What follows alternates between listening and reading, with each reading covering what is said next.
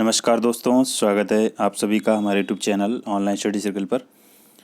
तो दोस्तों देखिए, आज की वीडियो में बात करेंगे इम्पोर्टेंट जीएस के क्वेश्चंस के बारे में। जो सीरीज चल रही है आरआरबी एनटीपीसी को, उसको कंटिन्यू करेंगे। तो आज के वीडियो में 40 इम्पोर्टेंट क्वेश्चन आपको मिलेंगे। तो आप सभी वीडियो को लाइक कर दें, शेयर कर दें, चैनल को जरूर सब्सक्राइब कर लें जिन्होंने अभी तक नहीं किया है। तो चलिए स्टार्ट करते हैं। पहला क्वेश्चन है यहाँ पर, बिंबिसार के समय में मगध की राजधानी कौन सी थी?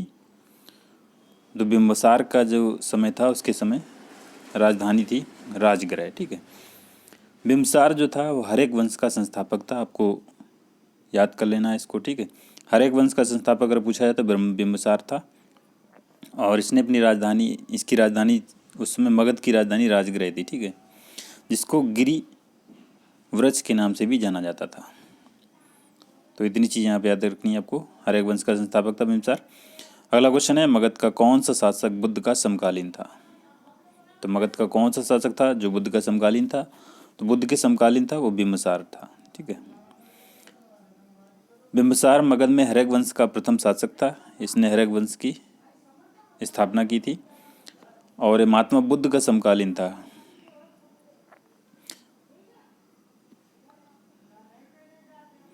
अगला क्वेश्चन है, पंचमार्ग कहाँ चलता था?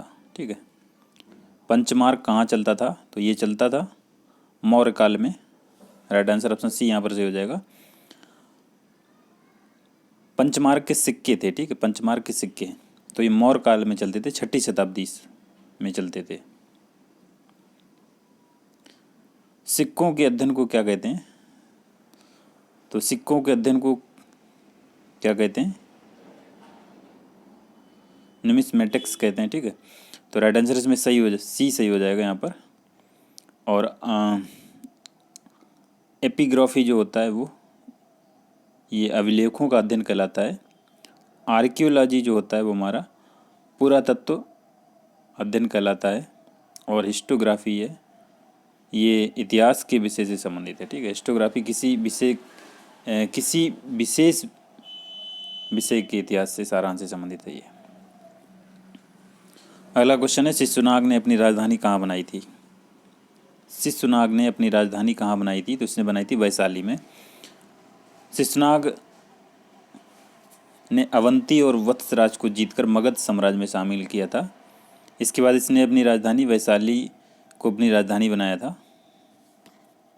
लेकिन जो कालाशोक था, जिसने कि शिशुनाग की मृत्यु की थी, कालाशोक ने पुनः अपनी राजधानी जो पाटलिपुत्र को बना लिया था। प्राचीन काल में किस जनपद की राजधानी उज्जैन थी? उज्जैन किसकी राजधानी थी? तो राजधानी थी उज्जैन, अवंती की राजधानी थी उज्जैन।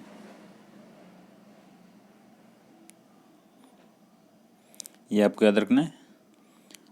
पटना शहर का पुराना नाम क्या है? पटना शहर का पुराना नाम पाटलिपुत्र है। पहला ऑप्शन इसमें सही हो जाएगा। ठीक है, और पाटलिपुत्र शहर की स्थापना किसने की थी? कई बार पूछा गया, आप सभी कमेंट बॉक्स में कमेंट करके बताएं, पाटलिपुत्र शहर की स्थापना किसने की थी। नेक्स्ट क्वेश्चन है, अलेक्जेंडर ने भारत पर आक्रमण कब किया था? अलेक्जेंडर यानी कि सिकंदर के बारे में बात हो रही है यहाँ पर। तो इसने ईसा से 326 वर्ष पूर्व इसने जो है भारत पर आक्रमण किया था, यानी 326 ईसा पूर्व किया था। ये युद्ध जो था सिकंदर, या इसका नाम अलेक्जेंडर भी है, जिसको ये युद्ध जो था हाइडेस्पिसीज या बिस्तस्ता का युद्ध कहते हैं। यानी बिस्तस्ता यानी पुराना नाम, झेलम का पुराना नाम बिस्तस्ता है। और इस युद्ध में इसने पौरस को हराया था। लेकिन पौरस की बहादुरी को देखकर इसने जो है इसका राज्य जो है उसको वापस कर दिया था। तो 326 ईसा पूर्व इसने किया था। ठीक है, 326 में इसने आक्रमण किया और 323 में इसकी मृत्यु हो गई। 326 ईसा पूर्व उत्तर पश्चिम भारत में सिकंदर का अतिक्रमण इनमें से किस काल में हुआ था? ठीक है, जब सिकंदर ने आक्रमण किया था तो किस वंश का वहाँ पे राज्य था, ये पूछा गया क्वेश्चन। तो काफ़ी इंपॉर्टेंट क्वेश्चन है। तो नंद वंश का शासन था जब सिकंदर ने भारत पर आक्रमण किया था। नंद वंश का शासक था घनानंद, उसका शासन काल था उस समय। अगला क्वेश्चन, सिकंदर की मृत्यु कहाँ हुई थी? तो सिकंदर की मृत्यु बेबीलोन में हुई थी। सिकंदर ने 326 में आक्रमण किया, 323 में इसकी बेबीलोन में मृत्यु हो गई। और ये मेसिडोन के क्षत्रप फिलिप द्वितीय का पुत्र था। अगला क्वेश्चन है, कौन सी नदी सिकंदर महान के भारत आक्रमण की सन्निकट पूर्वी सीमा थी? यानी कि कहने का मतलब यहाँ पर पूछ रहा है कि कौन सी नदी थी जहाँ पर सिकंदर के सैनिकों ने उस नदी को पार करने से मना कर दिया था और सिकंदर वहाँ से वापस लौट गया था। तो वो नदी थी ब्यास। ठीक है, ब्यास नदी थी। इसके आगे इसकी सेना ने बढ़ने से इनकार कर दिया था और वो वहीं से वापस लौट गया था। तो ब्यास नदी को सीमा माना जाता है सिकंदर की, जब आक्रमण किया था इसने।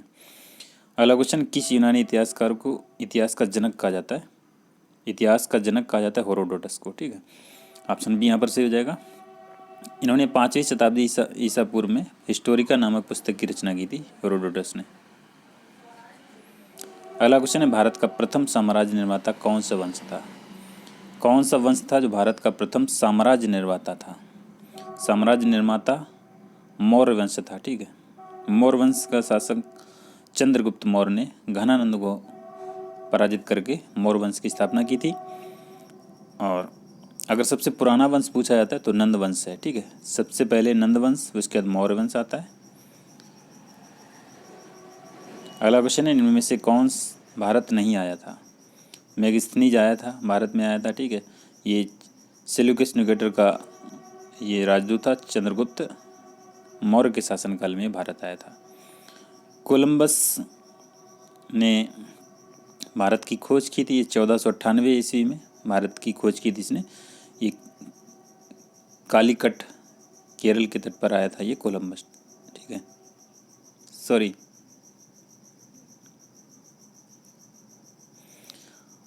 कोलंबस नहीं आया था। ठीक है, वास्को डिगामा आया था। वास्को डिगामा आया था 1498 में, इसने भारत की खोज की थी। और कोलंबस ने अमेरिका की खोज की थी। ठीक है, अमेरिका की खोज 1492 में की थी इसने। तो फायान जो यात्री जो चंद्रगुप्त द्वितीय के शासनकाल में आया था, जिसको विक्रमादित्य कहते हैं, फायान उनके शासनकाल में आया था। मेगस्थनी चंद्रगुप्त मौर्य के शासनकाल में आया था। ठीक है, वास्को डिगामा ने भारत की खोज की थी 1498 में। कोलंबस ने अमेरिका की खोज की थी 1492 में। तो यहाँ पर राइट आंसर ऑप्शन बी यहाँ पर सही हो जाएगा, कोलंबस। अगला क्वेश्चन है, मेगस्थनीज किसके दरबार में आया था? ठीक है, मेगस्थनीज किसके दरबार में था? ठीक है, तो मेगस्थनीज जो चंद्रगुप्त मौर्य के दरबार में आया था, इस सेल्यूकस निकेटर का राजदूत था।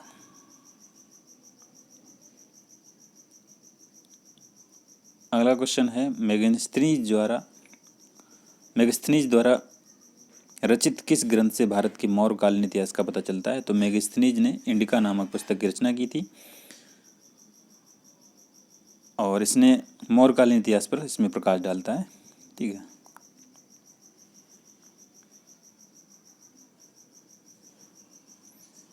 इंडिका निम्नलिखित में से किसकी कृति है? तो अभी मैंने बताया था, इंडिका मेगस्थनीज की कृति है, जिसमें कि मौर्यकालीन साम्राज्य को दर्शाया गया है। अपने साम्राज्य के विस्तार में चंद्रगुप्त मौर्य की सहायता की थी। किसने की थी?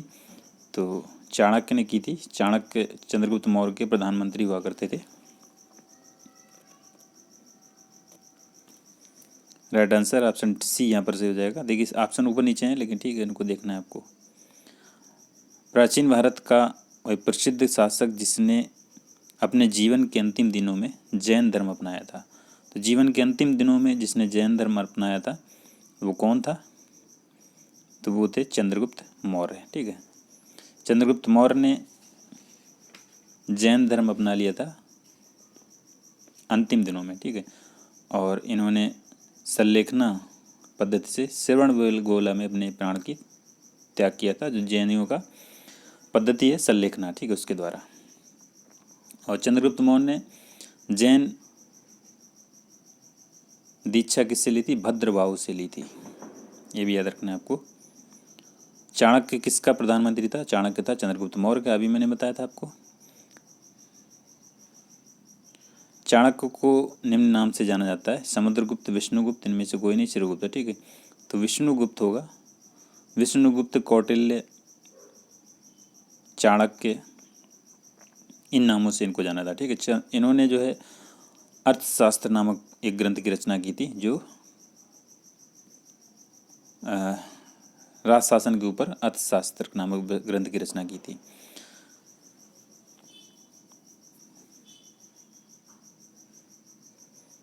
अगला क्वेश्चन है, निम्नलिखित में से कौन सा भारत का प्राचीनतम राजवंश है? तो अभी मैंने बताया था भारत का प्राचीनतम राजवंश पूछा गया, ठीक है।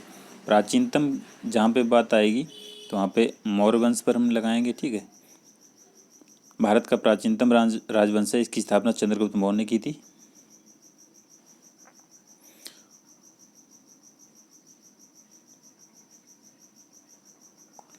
देखिए इसमें जो है, इस ऑप्शन में हमको नंदवंश नहीं दिया गया, ठीक है। जब नंदवंश नहीं दिया गया तो उसके बाद हम मौर्य वंश आता है, मौर्य वंश को हमने इसमें टिक किया है। अगला क्वेश्चन आप देखिए यहाँ पर, निम्नलिखित में से कौन प्राचीनतम राजवंश है, ठीक है। तो इसमें हमको यहाँ पर नंदवंश ऑप्शन में दिया गया है। अगर नंदवंश दिया गया है तो यहाँ पर हम नंदवंश को टिक करेंगे। सबसे पहले नंदवंश आता है, उसके बाद मौर्य आता है, फिर यहाँ पर आता है गुप्त वंश आता है शासन, उसके बाद पल्लव, ठीक है।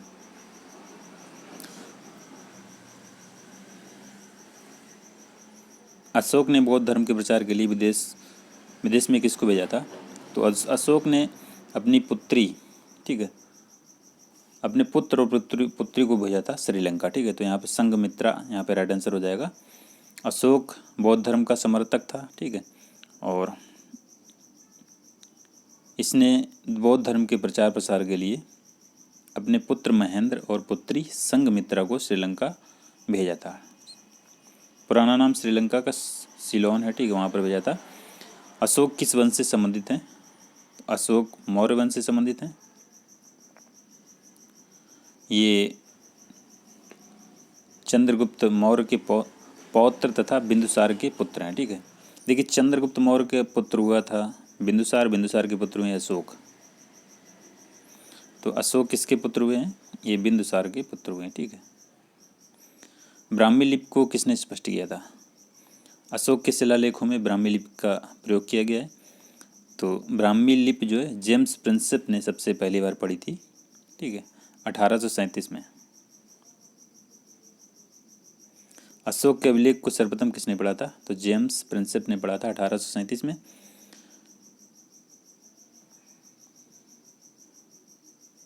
अशोक ने इन सभी में से कौन सा धर्म अपनाया था? अशोक ने बौद्ध धर्म अपनाया था, ठीक है।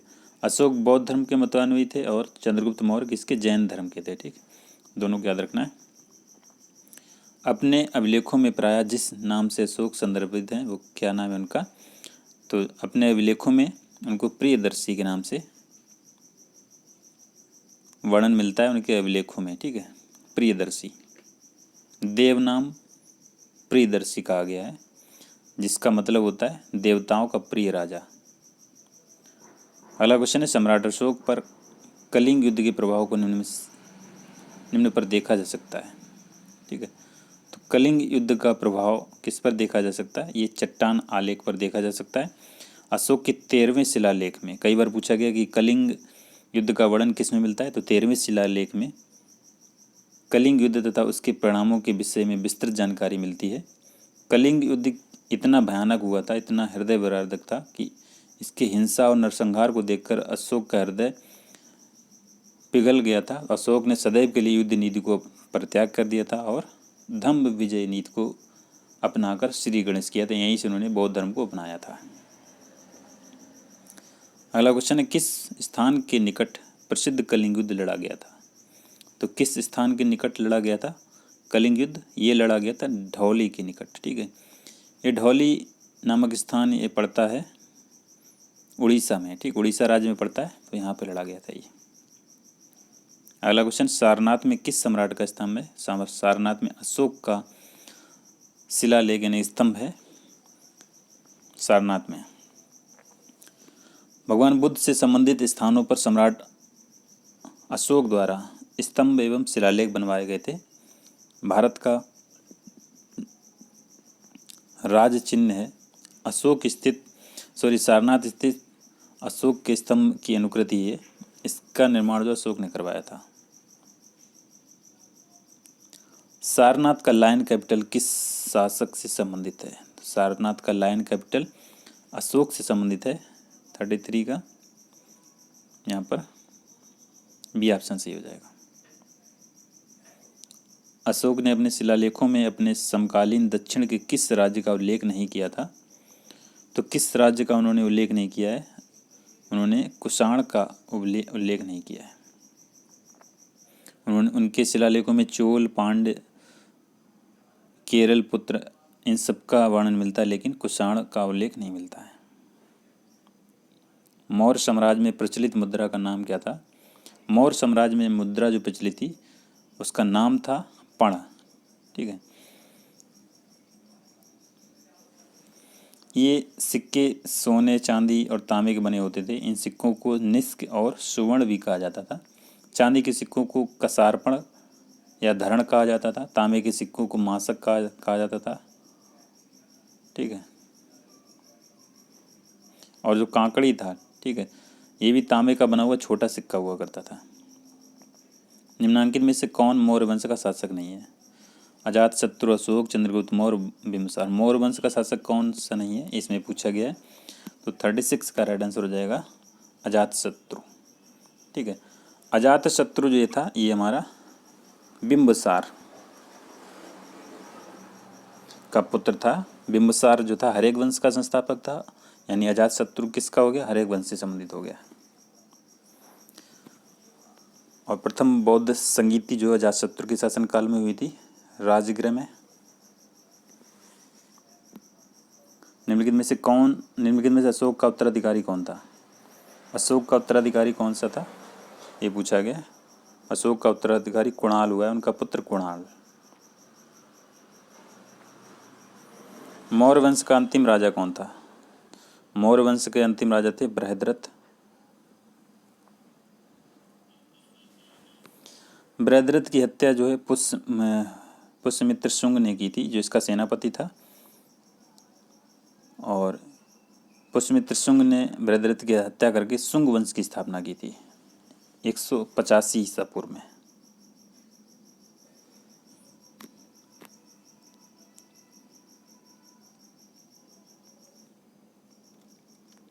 अगला क्वेश्चन है, प्रसिद्ध रांची स्तंभ किस समय बनवाया गया था? तो प्रसिद्ध रांची स्तंभ पूछा गया है, तो ये बनवाया गया था अशोक के शासनकाल में। सांची स्तंभ किसके शासनकाल में बनवाया गया? ये अशोक के शासनकाल में बनवाया गया। सांची और सारनाथ के स्तंभों पर एक साथ 4 सिंहों की आकृतियां मंडित की गई हैं। सांची का स्तंभ मध्य प्रदेश में, एमपी में। ठीक है, पाटलिपुत्र निम्नलिखित में से किन नदियों के संगम पर बसा है? तो पाटलिपुत्र गंगा और सोन नदियों के संगम पर बसा हुआ है ये पाटलिपुत्र। इसकी स्थापना महाजनपद काल में हुई थी। ठीक है, पाटलिपुत्र की स्थापना मैंने अभी पूछा भी था आपसे, किसने की थी? उदयन ने की थी। पाटलिपुत्र नगर की स्थापना गंगा और सोन नदी के तट पर ये बसा हुआ शहर है। तो आज के क्वेश्चन में 40 क्वेश्चन हमने कंप्लीट किए हैं। अगर आपको वीडियो पसंद आया है तो प्लीज़ वीडियो को लाइक और शेयर जरूर कर दें, और चैनल को जरूर सब्सक्राइब कर लें। मिलते हैं नेक्स्ट वीडियो में। Thank you for watching. Thank you.